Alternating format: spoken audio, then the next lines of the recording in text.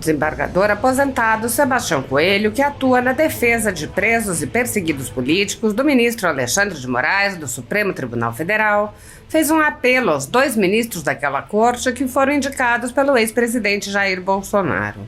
Dirigindo-se aos ministros André Mendonça e Cássio Nunes Marques, o desembargador apontou: os senhores foram colocados no Supremo Tribunal Federal para fazer justiça com as vossas decisões, cumprindo a Constituição e as leis.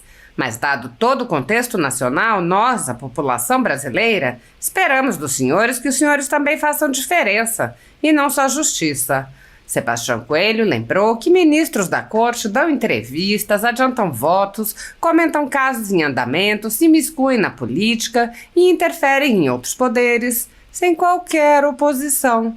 Ele exemplificou: quando eu vejo o ministro Gilmar Mendes dando palpite em absolutamente tudo, ele fala sobre o processo de Bolsonaro, sobre o processo do Rio de Janeiro, sobre a anistia. E agora a nova moda é falar sobre o nosso sistema de governo. Talvez ele esteja querendo ser um primeiro-ministro, quem sabe? O desembargador afirmou, mas não há um contraponto.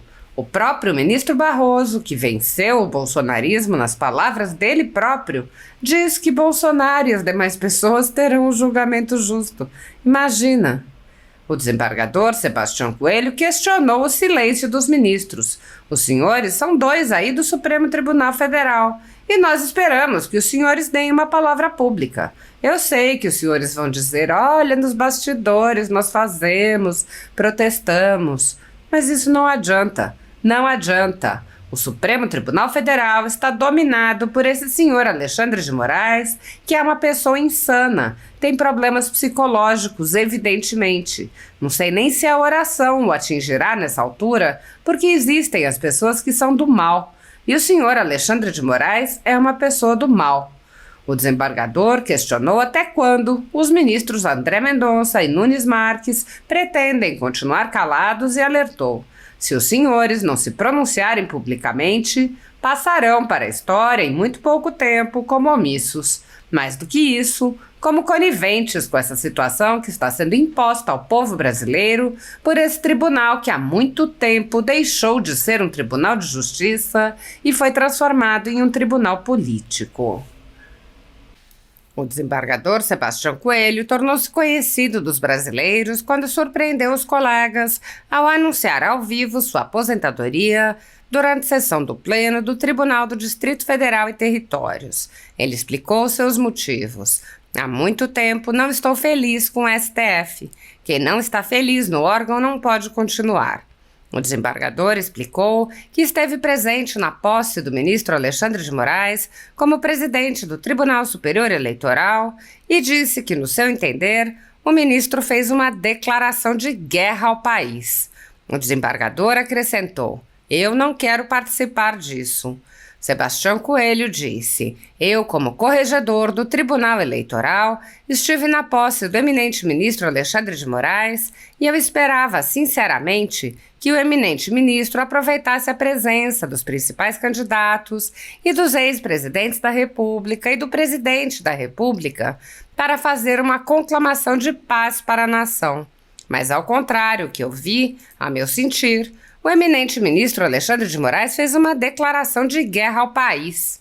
Seu discurso é um discurso que inflama, um discurso que não agrega, e eu não quero participar disso. O desembargador acrescentou: enquanto eu estiver aqui, vou cumprir a Constituição, vou cumprir as leis e as decisões judiciais. Eu não vou cumprir discurso de ministro, seja ele em posse, seja em Twitter, seja em redes sociais. O magistrado tem que ter sobriedade. Quando o magistrado fala fora do processo, ele causa desagregação.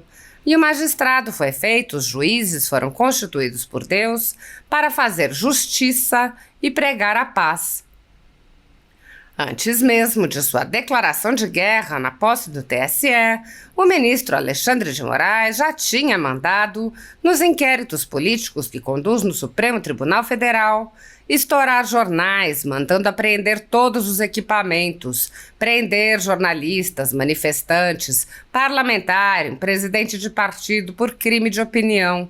quebrar sigilos de parlamentares, cidadãos e empresas, proibir a manifestação de jornais, parlamentares e cidadãos nas redes sociais, proibir contato entre pessoas, proibir parlamentares de concederem entrevistas e de participarem de eventos públicos, entre muitas outras medidas tomadas sem respeito ao devido processo legal, sem acesso aos autos e sem lei anterior que defina os supostos crimes sendo investigados.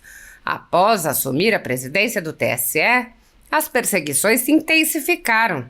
A campanha eleitoral foi marcada por intensa censura e punições a apenas um lado do espectro político, enquanto o outro agia livremente.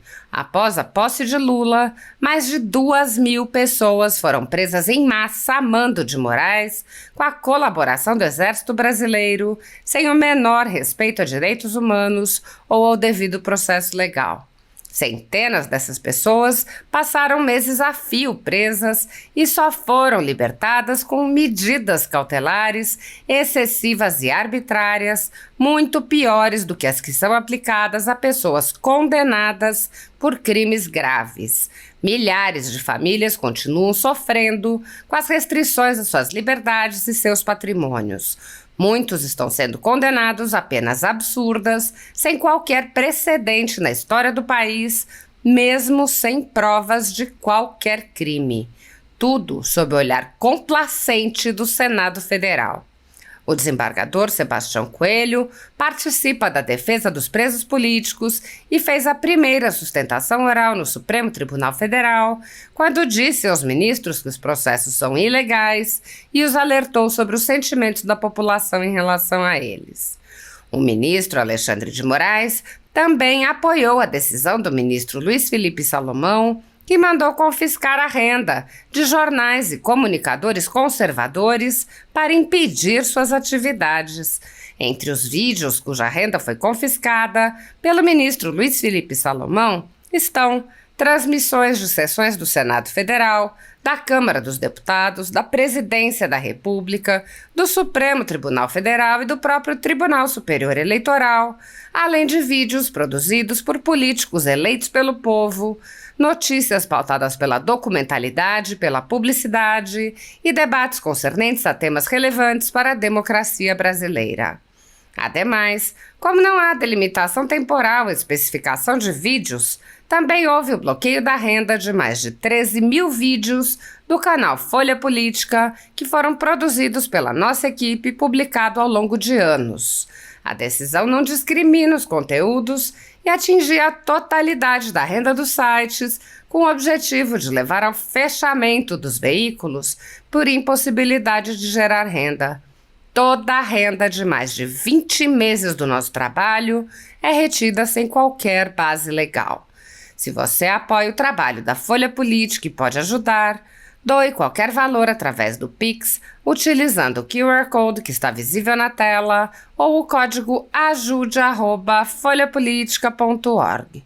Caso não utilize Pix, há a opção de transferência bancária para a conta da empresa Raposo Fernandes, disponível na descrição deste vídeo e no comentário fixado no topo. Há mais de 10 anos, a Folha Política vem mostrando os fatos da política brasileira e dando voz a pessoas que o cartel midiático quer calar. pix@folhapolitica.org. Assista. Olá pessoal, bom início de semana a todos.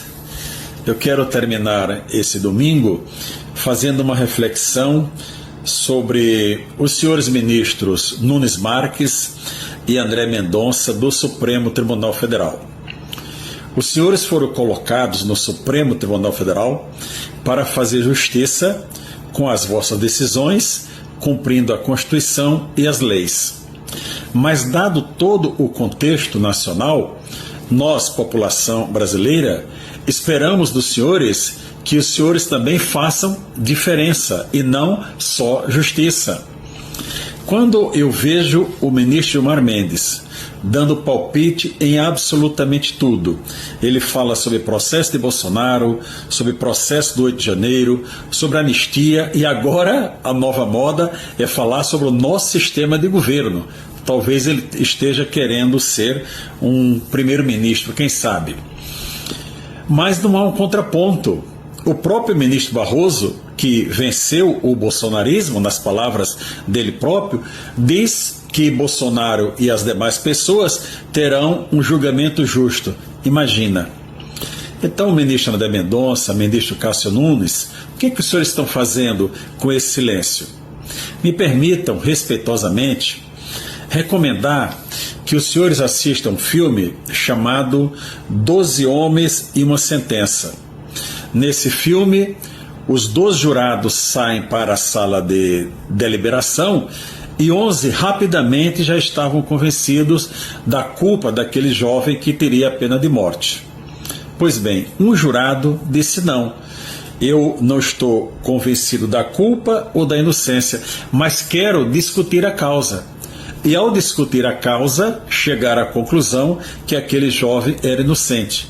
Os senhores não eram nascidos, mas o filme é de 1957, mas eu recomendo que os senhores assistam para que os senhores se posicionem.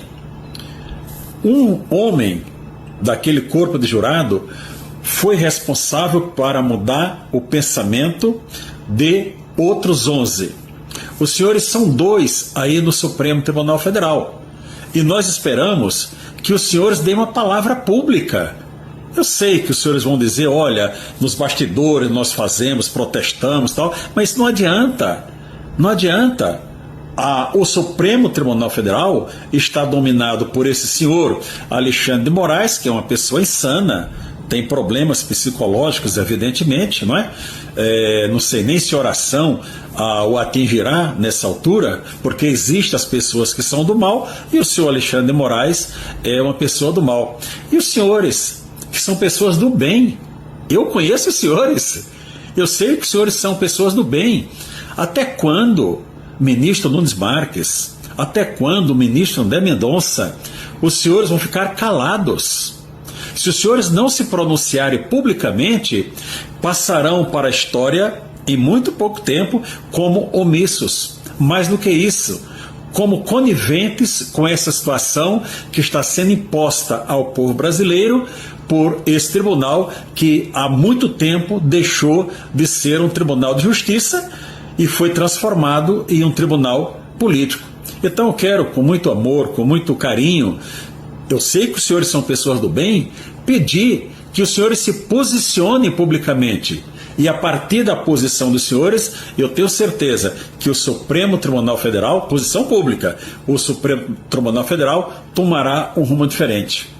Então deixo aqui o meu apelo aos senhores e o meu sentimento, a minha fé de que nós temos um Deus que vai reverter toda essa situação. Paz a todos, uma boa semana a todos. Em 13 de setembro de 2023, fui convidado pela associação, agora atuando como advogado, para fazer a primeira sustentação oral.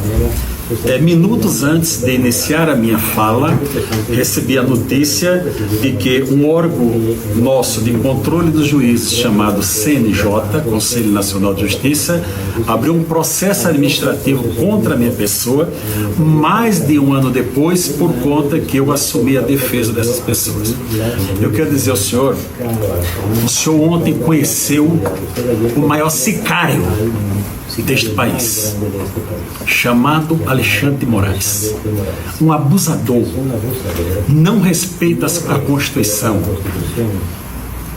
profere decisões secretas desde 2019. Essa história do 8 de janeiro é apenas uma cortina de fumaça que eles usam para dizer, olha, nós estamos defendendo a democracia. Mentira. Desde 2019 que eles abusam. Antes só Alexandre de Moraes. A partir do 8 de janeiro, os demais ministros passaram a concordar com o senhor Alexandre de Moraes. O que aconteceu a partir de 13 de setembro setembro de 2023.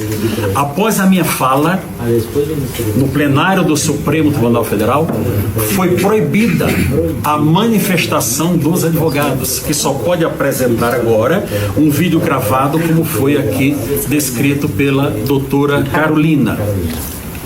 Tudo deste país que se fale sobre fake news, nós temos uma definição.